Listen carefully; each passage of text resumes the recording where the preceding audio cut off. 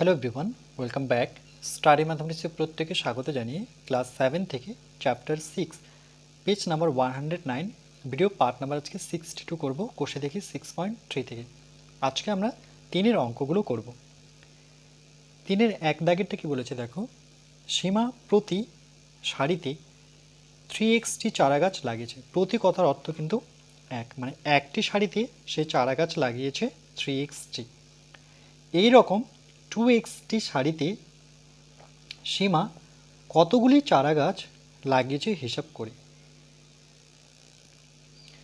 প্রথমে যেটা আমরা লিখব সেটা হচ্ছে প্রতি, যেখানে প্রতি কথা পাবো সেখানে আমাদের এক ধরে নিতে হবে। তাহলে আমরা লিখতে পারি একটি সারিতে গাছ লাগিয়েছে, একটি সারিতে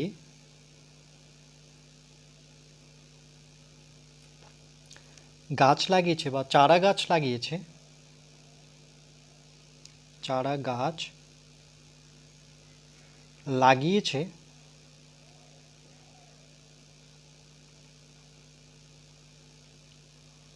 একটি সারিতে চারা গাছ লাগিয়েছে কত, 3x, একক দেব ঠিক। তাহলে এরকম কটি সারি, 2xটি সারি। তাহলে এখানে বসাবো 2xটি সারিতে, বারবার লিখবো না এই জন্য ডট ডট দেবো, চারা গাছ লাগিয়েছে সমান সমান একের থেকে কিন্তু দুই বড়, তার সাথে চলও আছে। এক্স থাকলে তো এমনিতেও আমরা জানি সেই চলটা সবসময় বড়ই হয় বা বেশি হয়। বেশি বোঝালে এই 2x আর এই 3x সরাসরি গুণ হয়ে যাবে। তাহলে 3x ইন্টু আমরা দেব 2x, একক নেব ঠিক। তাহলে যদি গুণ করি 3 আর 2 এর গুণফল কত হবে, 6 হবে। আর দুটো এক্স, তাহলে সূচকের নিয়ম থেকে আমরা জানি এক্স এক্স গুণ করলে পরে এক্স স্কোয়ার হয়, এতটি। কেন কি এখানে 1 আছে, এখানেও 1 আছে, তাহলে 1 1 যোগ করলে এর উপরে আমরা এক্সের উপরে কত বসাবো, 2 বসাবো। তাহলে এটাই উত্তর।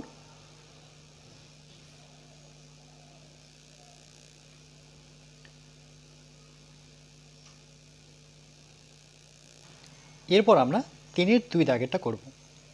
একটি আয়তক্ষেত্রের দৈর্ঘ্য 4x প্লাস 1 মিটার, দৈর্ঘ্য দেওয়া আছে 4x প্লাস 1 এবং প্রস্থ দেওয়া আছে 3x মিটার।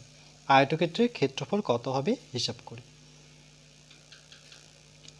আমরা লিখব আয়তক্ষেত্রের দৈর্ঘ্য, আয়তক্ষেত্রের দৈর্ঘ্য সমান সমান 4x প্লাস 1, একক নেব মিটার। আয়তক্ষেত্রের প্রস্থ, একই কথা বারবার লিখব না, প্রস্থ কত দেওয়া আছে 3x, একক মিটার। তো বলছে ক্ষেত্রফল কি হবে।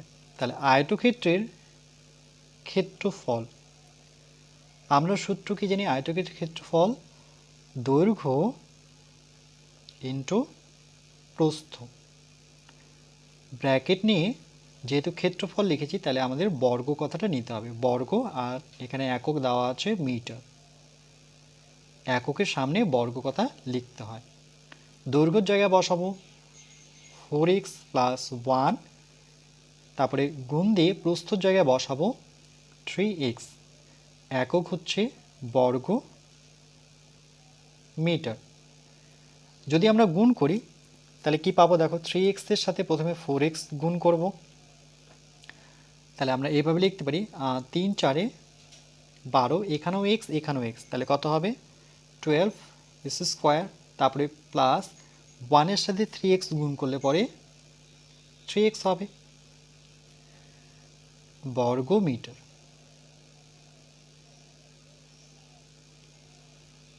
তাহলে আয়তক্ষেত্রের ক্ষেত্রফল হচ্ছে এটা। তাহলে আয়তক্ষেত্রের ক্ষেত্রফল 12 স্কোয়ার প্লাস 3x।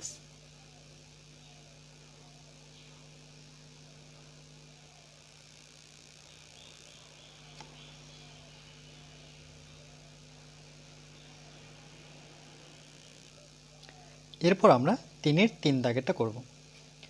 এখন 1 ডজন কলার দাম আগের থেকে 6 টাকা বেড়েছে। আগে 1 ডজন কলার দাম x টাকা থাকলে এখন 2x ডজন কলা কিনতে কত টাকা লাগবে হিসেব করি। 1 ডজন কলার দাম আগের থেকে 6 টাকা বেড়েছে। বেশি মানে এখানে প্লাস বোঝায়। আগে 1 ডজন কলার দাম কত ছিল? x টাকা। বলছে এখন 2x ডজন কলার দাম কত টাকা হবে হিসেব করি। আমরা এখান থেকে আগের হিসাবটা থেকে নেব যে আগে 1 ডজন কলার দাম x টাকা। তাই লিখব আগে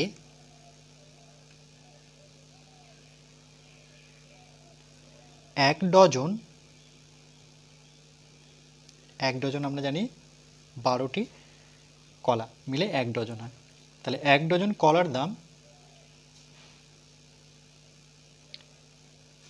দাম সমান সমান x টাকা।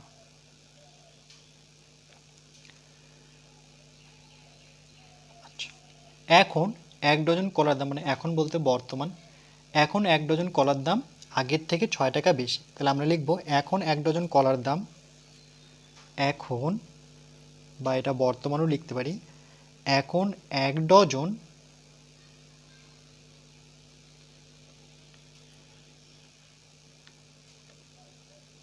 কলার দাম যেহেতু বেশি 6 টাকা বেড়েছে, কমলে পরে বিয়োগ হয় আর বেড়েছে এই জন্য প্লাস হবে। তাহলে আগে 1 ডজন কলার দাম ছিল x টাকা, তাহলে আমরা লিখব x প্লাস 6, কেন কি 6 টাকা বেড়েছে এত টাকা। তারপরে এখন 2x ডজন কলা কিনতে কত টাকা খরচ লাগবে, কত টাকা লাগবে। তাহলে 2x, তাহলে এখানে লিখব এখন 2x ডজন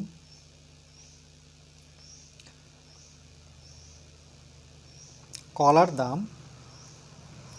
1 ডজন কলার দাম যদি x প্লাস 6 টাকা হয় তাহলে 2x একের থেকে তো 2 বড় সংখ্যা বা বেশি বোঝায়, এই জন্য এর সাথে এটা গুণ হবে। তাহলে 2x ইন্টু x প্লাস 6 একক লিখব টাকা।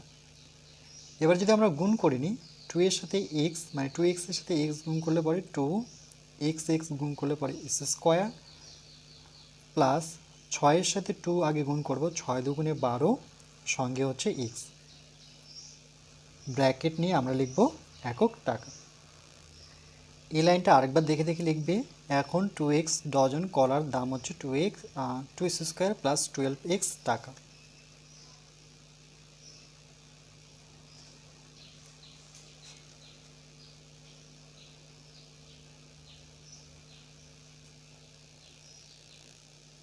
এরপর আমরা 4 দাগেরটা করব।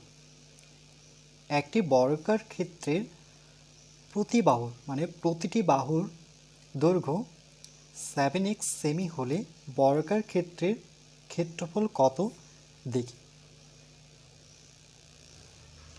তাহলে আমরা লিখতে পারি, লিখব যে বর্গাকার ক্ষেত্রের প্রতি বাহুর দৈর্ঘ্য,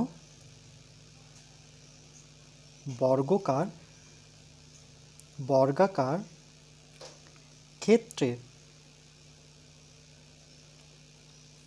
প্রতি বাহুর দৈর্ঘ্য, প্রতি বাহুর দৈর্ঘ্য সমান সমান 7x সেন্টিমিটার।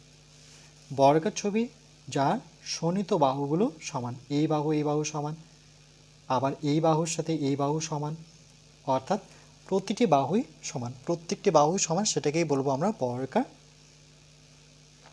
তাহলে প্রত্যেকটাই কিন্তু এখানে 7x করে। তাহলে আমরা লিখব যেহেতু ক্ষেত্রফল, তাহলে লিখব সুতরাং বর্গক্ষেত্রের ক্ষেত্রফল, বর্গাকার ক্ষেত্রের ক্ষেত্রফল, বর্গাকার ক্ষেত্রের ক্ষেত্রফল এর সূত্র হচ্ছে বাহু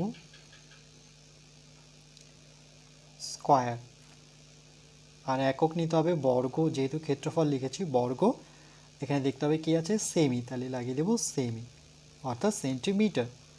তাহলে প্রতিটি বাহুর দৈর্ঘ্য কত 7x, দেখো প্রত্যেকটি বাহু 7x, তাহলে এই বাহুর জায়গায় আমরা 7x বসে তারপরে স্কয়ার করব বর্গ সেন্টিমিটার। তাহলে এখানে দুবার লিখতে হবে সূচকের নিয়ম অনুযায়ী 7x ইন্টু 7x বর্গ সেমি। তাহলে 7 7 49, দুটো এক্স গুণ করলে সূচক এর নিয়ম থেকে এখানে 1 আছে এখানে 1 আছে, তাহলে যোগ করলে হবে 2, তাহলে 49 স্কয়ার বর্গ সেমি, এটাই উত্তর। এখানে বাকিগুলো ডট ডট লিখো যে বর্গক্ষেত্রের ক্ষেত্রফল, বর্গক্ষেত্রের ক্ষেত্রফল, বর্গক্ষেত্রের ক্ষেত্রফল।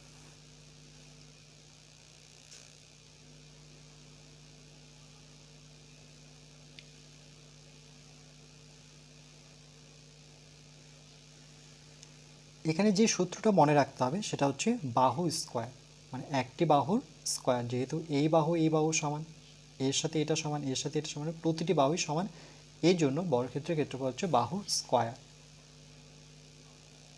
যখন আমরা আয়তক্ষেত্রের ক্ষেত্রে করেছিলাম তখন কিন্তু আমি ছবিটা অঙ্কন করিনি, ছবিটা এরকম হবে যে সবসময় কিন্তু প্রস্থ ছোট হয় আর দৈর্ঘ্য সবসময় বড় হয়। তাহলে দৈর্ঘ্য দেওয়া আছে 4x + 1 আর প্রস্থ দেওয়া ছিল 3x, তাহলে যে কোনো একদিকে 3x লিখব। এই জন্য দৈর্ঘ্য দেখো আলাদা মাপের, প্রস্থ আলাদা মাপের, এই জন্যই তখন লিখতে হয় দৈর্ঘ্য ইন্টু প্রস্থ, মানে আলাদা আলাদা মাপের। কিন্তু বর্গক্ষেত্রের ক্ষেত্রে কি হয়, দৈর্ঘ্য প্রস্থ সমান, এর জন্য আমরা সেক্ষেত্রে বাহু স্কয়ার করি। এরপর আমরা 5 দাগেরটা করব। আয়তক্ষেত্রের ক্ষেত্রফল 8 স্কয়ার বর্গ একক, দেখো যখনই ক্ষেত্রফল তখন কিন্তু বর্গ কথাটা আসবে। দৈর্ঘ্যের ক্ষেত্রে দেখো বর্গ কথাটা নেই, তাহলে দৈর্ঘ্য হচ্ছে 4x একক হলে প্রস্থ কত হতে পারে হিসাব করে।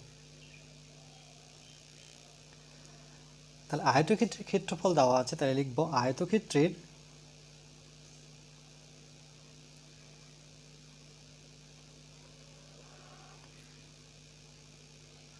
ক্ষেত্রফল ইকুয়াল টু 8 স্কয়ার বর্গ একক।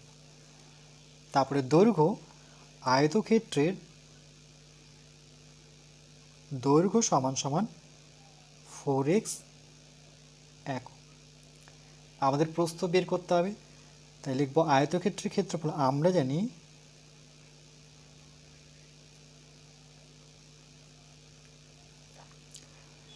আয়তক্ষেত্রের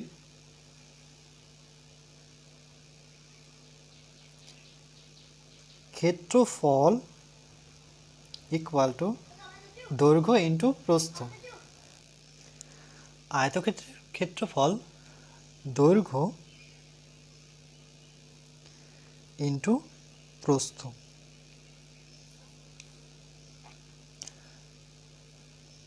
এখানে লিখব বর্গ একক, যেহেতু ক্ষেত্রফল লিখেছি। এর মধ্যে দেখো আয়তক্ষেত্রের ক্ষেত্রফল দেওয়া আছে 8s স্কয়ার, তাহলে এই জায়গাটায় আমরা 8s স্কয়ার বসাবো ইকুয়াল টু, তার মধ্যে দৈর্ঘ্য দেওয়া আছে 4x, তাহলে দৈর্ঘ্যের জায়গায় আমরা বসাবো 4x ইন্টু দিয়ে প্রস্থর জায়গায় আমরা প্রস্থ যেহেতু বের করব তাহলে এখানে লিখব প্রস্থ। আচ্ছা, এখানে আমরা বর্গ একক কথাটা লিখব না, শুধু লিখবো আয়তক্ষেত্রের ক্ষেত্রফল দৈর্ঘ্য ইন্টু প্রস্থ। ক্ষেত্রফলের জায়গায় লিখব 8s স্কয়ার, কারণ কি বর্গ একক এটাই ছিল, আর দৈর্ঘ্যের জায়গায় বসাবো 4x আর প্রস্থর জায়গায় আমরা বের করব। এটাকে আমরা কি করব, ঘুরিয়ে লিখব, বা নেব এই কারণে যেহেতু সমান সমান দেওয়া আছে, তাহলে ঘুরিয়ে লিখলে 4x ইন্টু প্রস্থ, মানে এইটাকে আমরা এখানে রাখবো আর 8s স্কয়ারটাকে এইদিকে নিয়ে আসবো, এতে কিন্তু সাইন চেঞ্জ করার প্রয়োজন হয় না। আবার বা নেব, যেহেতু আমরা প্রস্থ বের করব তাহলে 4xটা কিন্তু এর নিচে আসবে, নিয়ম অনুযায়ী 8s স্কয়ার বাই 4x। 4-এর ঘর নামতা বললে 4 দুগুণে 8, তাহলে প্রস্থ ইকুয়াল টু, এখানে দেখো দুটো এক্স আছে, এখানে একটা এক্স কেটে একটা এক্স কিন্তু থাকবে, তাহলে থাকলো কি 2 আর একটা থাকছে এক্স একক। যেহেতু আমাদের প্রস্থ বের করতে বলেছে তাহলে আমরা প্রস্থ পেয়ে গেলাম 2x একক।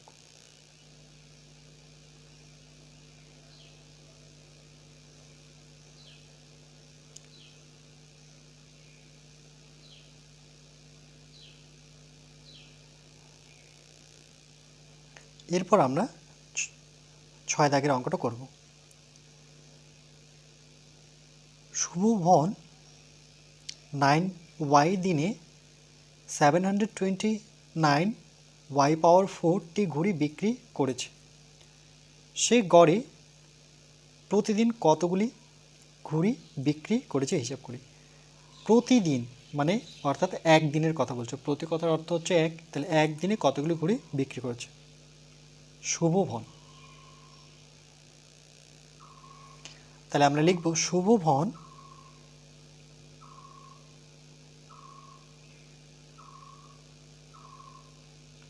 সুশোভন 9y দিনে ঘুড়ি বিক্রি করেছে, ঘুড়ি বিক্রি করেছে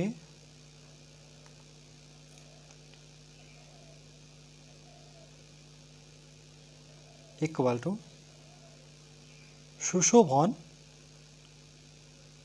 9y দিনে ঘুড়ি বিক্রি করেছে 729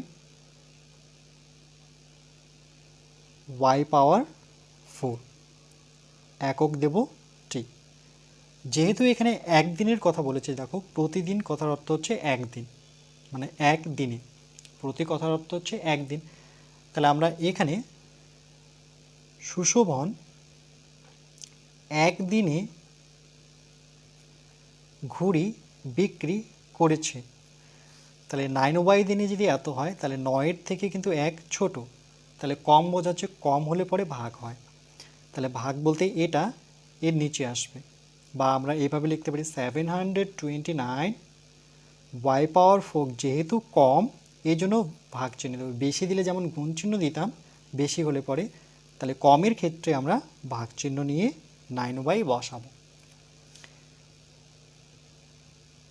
ভাগ মানে একটা দাগ টেনে উপরে 729 y পাওয়ার 4 নিচে 9y। এবার দেখো 9 দিয়ে যদি আমরা কাটাকাটি করি, 9-এর ঘর নামতা পড়ে 8 লং কত হবে 72, তাহলে একটা 8 পেলাম, আবার 9 দিয়ে 9কে কাটলে 9 9, তাহলে কত পেলাম 81। এখানে 4টা y আছে, তার মধ্যে একটা y কেটে গেলে y থাকবে কটা 3টি, তাহলে থাকছে y কিউব 81 y কিউব টি। তাহলে আমরা অ্যান্সার লিখব, সুতরাং প্রতিদিন কতগুলো ঘুড়ি বিক্রি করেছে, তাহলে লিখব প্রতিদিন, এই যে একদিনের অর্থ হচ্ছে প্রতিদিন, প্রতিদিন 81 y কিউব টি ঘুড়ি বিক্রি করেছে।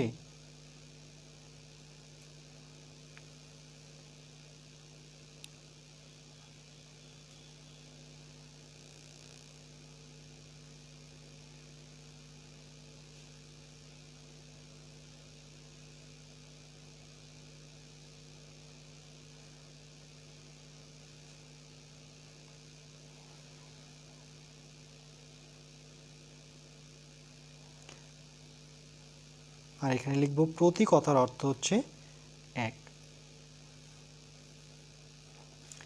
এরপর আমরা পরবর্তী পার্ট নাম্বার 63-তে আমরা কষে দেখি 6.3 4-এর অঙ্কগুলো করব।